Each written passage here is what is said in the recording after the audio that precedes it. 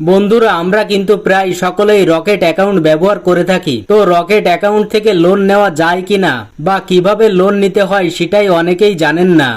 তো যারা rocket account ব্যবহার করেন তারা লক্ষ্য করলে দেখতে পারবেন রকেটে নতুন একটা সার্ভিস চালু হয়েছে, সেটি হচ্ছে লোন ইএমআই। এখন এই সেটিংটা দেখার পর অনেকেই ভাবছেন এই লোন ইএমআই এর মাধ্যমে লোন নিতে পারবো। আবার অনেকেই ভাবছেন এই লোন ইএমআই এর কাজ কি, কিভাবে এখান থেকে লোন নেব। তাই আজকের এই ভিডিওটি টানাটানি অথবা স্কিপ না করে সম্পূর্ণ দেখলে আপনারা পুরো বিষয়টি ভালোভাবে বুঝতে পারবেন। তো রকেট অ্যাকাউন্টের এই যে নতুন আপডেট অ্যাড হয়েছে লোন ইএমআই, এই সেটিংটার মূল কাজ কি এবং এখান থেকে আপনারা লোন নিতে পারবেন কিনা A to Z বিষয় জানতে পারবেন আজকের এই ভিডিওর মাধ্যমে। তো চলুন মূল ভিডিওতে যাওয়া যাক। ওকে, তো আপনারা প্রথমে যেটা করবেন, প্লে স্টোর থেকে আপনাদের রকেট অ্যাপ্লিকেশনটা আপডেট করে নেবেন। তারপর আপনাদের মোবাইলে থাকা রকেট অ্যাকাউন্টটা ওপেন করবেন।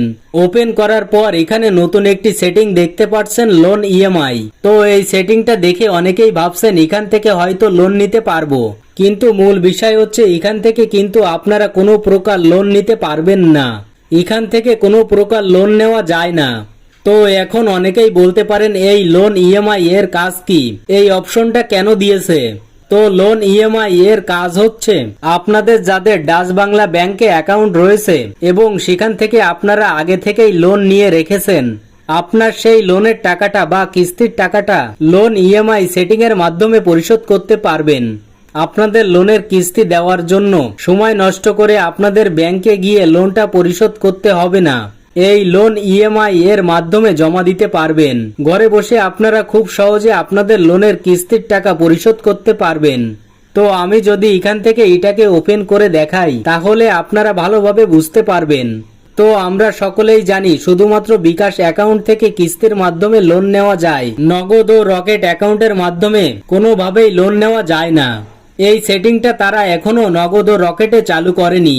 তো এই সেটিংটা ওপেন করার পর এখানে আপনার সেভিং অ্যাকাউন্টের নাম্বারটা চাইবে, আপনার মোবাইল নাম্বার সহ সবকিছু এখানে দেখাবে।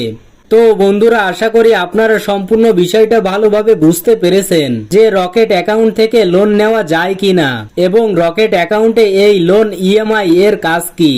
তো এটাই ছিল আজকের ভিডিওটি ভালো লাগলে লাইক, কমেন্ট ও শেয়ার করবেন।